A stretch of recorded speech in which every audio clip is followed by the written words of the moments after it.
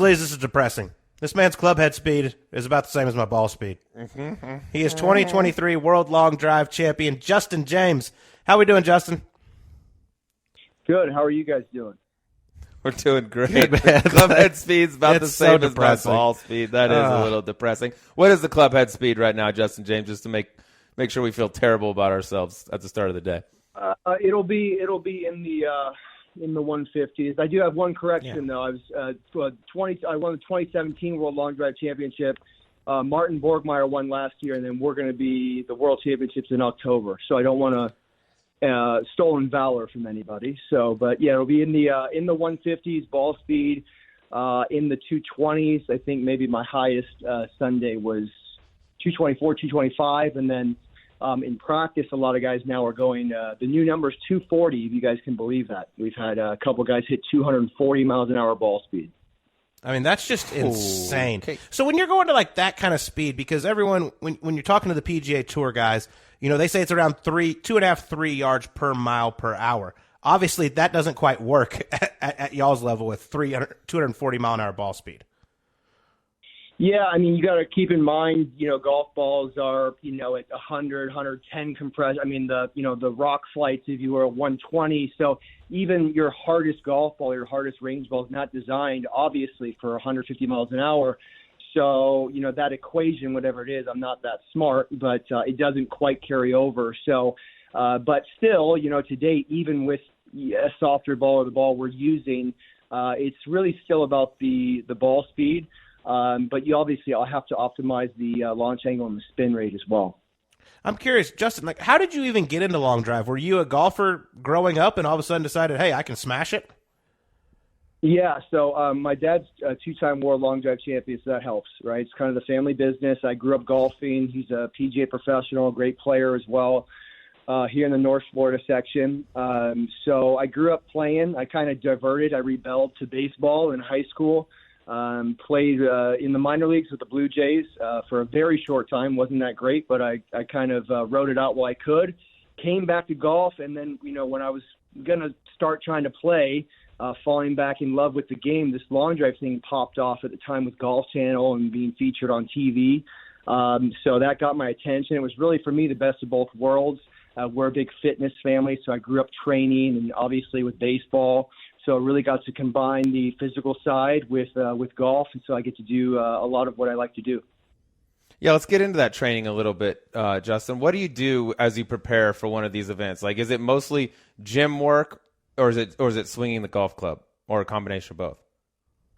Yeah, it's a combo, but our training is going to look, very similar to like an Olympic athlete, like shot put, javelin, discus. Obviously, a lot of explosive stuff.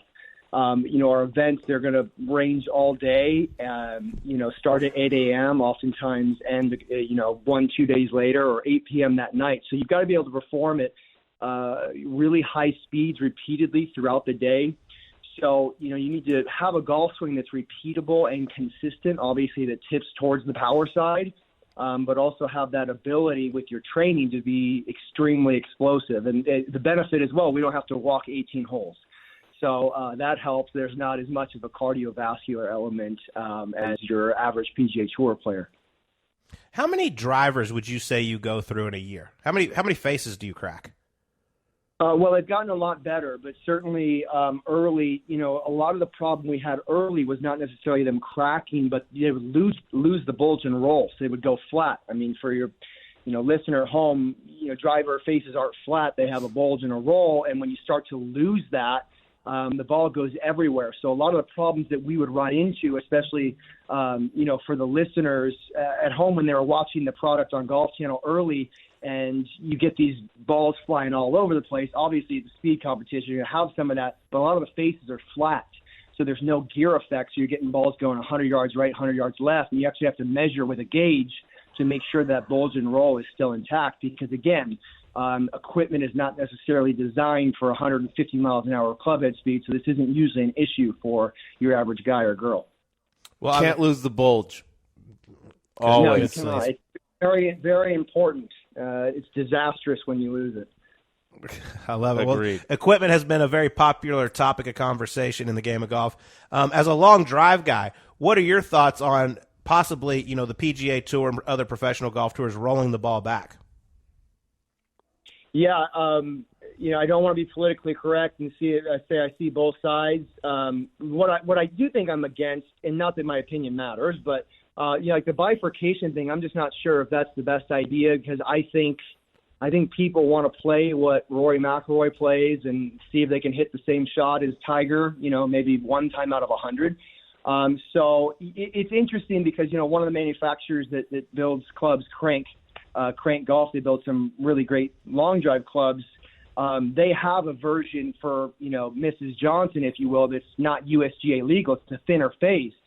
They do well with that, but it's a tough sell to some people because they want to play like a USGA legal driver, even if they've never, actually abided by the rules of golf. So I'll be really interested to see where that goes. I could certainly see, I was playing junior golf in the 90s. I remember the Bellata balls and stuff and played with them when I was a youngster.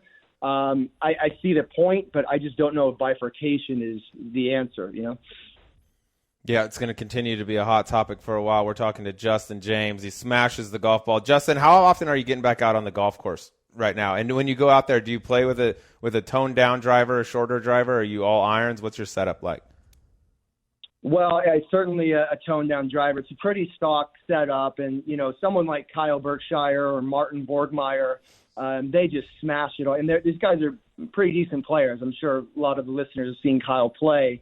And he kind of takes the Bryson approach, just hammer it, even with like a 7-iron. I don't do that as well. I'm pretty normal. Like I hit my 7-iron, if I nail it, it's, 200, 205 yards. Those guys are going to hit their 7-iron 230.